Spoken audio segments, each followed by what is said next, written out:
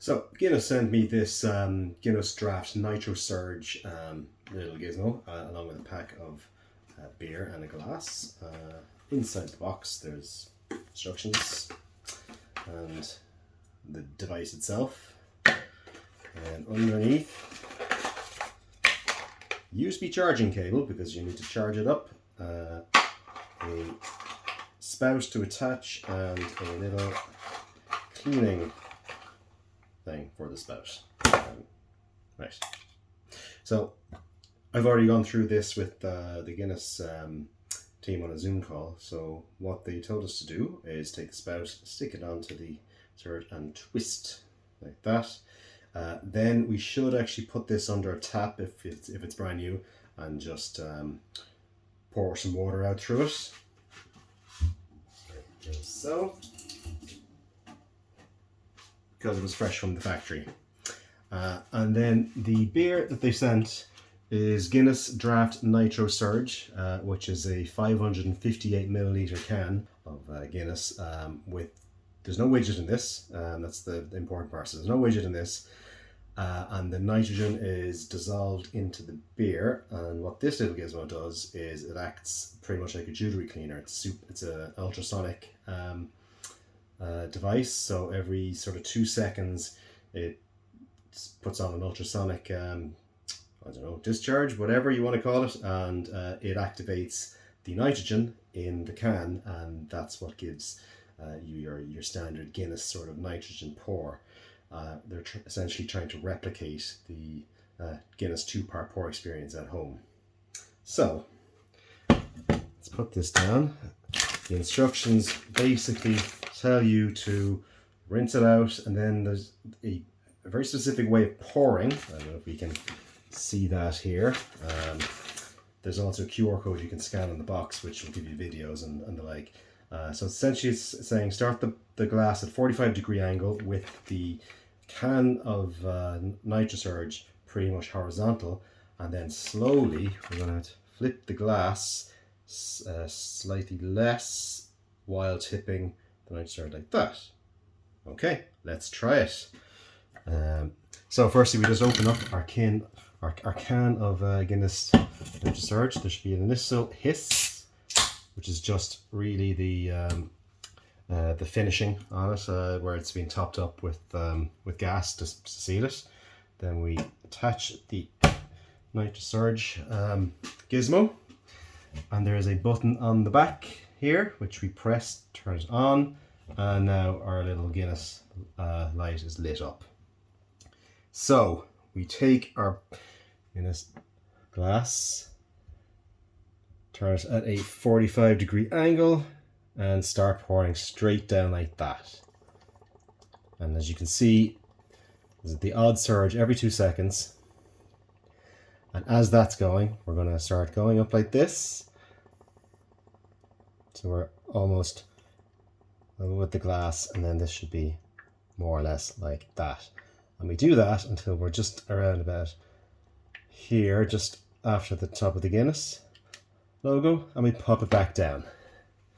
Put that back down there, and we have a lovely Guinness nitrogen surge going on. And we'll take a better look at that with the camera here.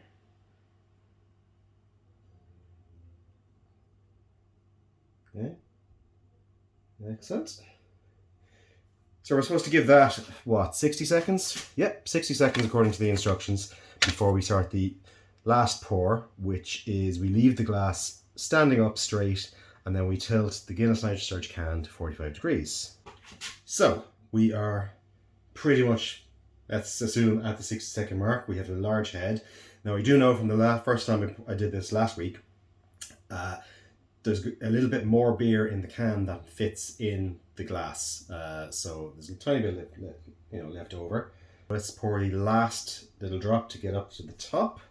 So we just simply take this. There's no need to turn it back on, apparently. It'll come on automatically. So we pretty much take that and put it all the way over there at about 45 degrees to top it up.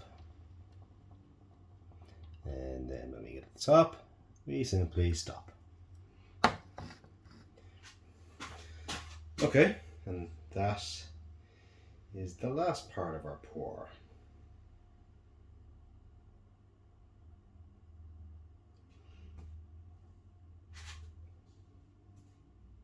Looks like a pint of Guinness anyway.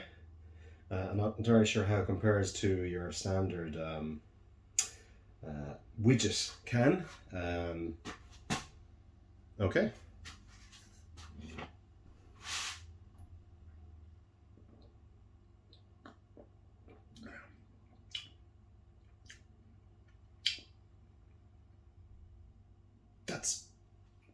That's pretty much close to what you'd get in a pub, really. Short of going side by side with one in a pub. Let's see how much is left in the can now. There we go. That's her now. And now we'll just take off the widget here, the Nitrosurge, and rinse it out.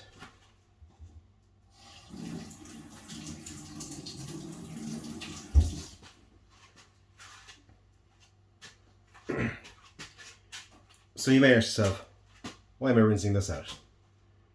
Well,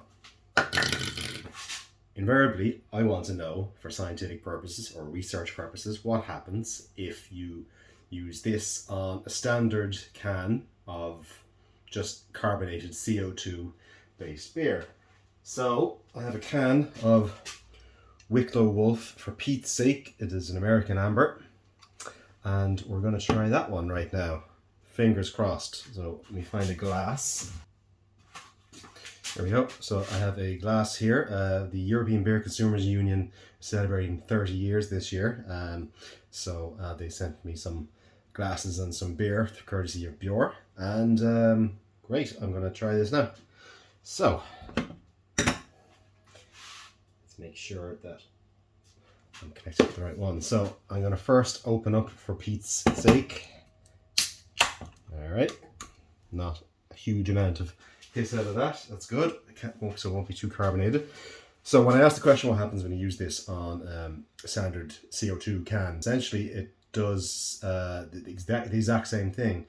It dissolves the gas in the beer. In this case, it's going to be CO2. So what it should actually end up doing is making it a little bit flatter. So I'm just going to have a quick taste of this to get a notion of how carbonated it is. Not very. So let's see how flat it becomes or what it does. So let's pop it on top of the can. Turn it on. All right, we have the little Guinness thing flashing. And now let's do the same thing. Okay, surges. Surges. Surge again. Right. So what I thought is happening. I'm getting a really large head, way more than I want. That's a proper European style pour we have going on here. Right. I think the moral of the story, and pretty much what I would have assumed anyway, is don't bother using this on a regular can of beer because the results are really bad pouring.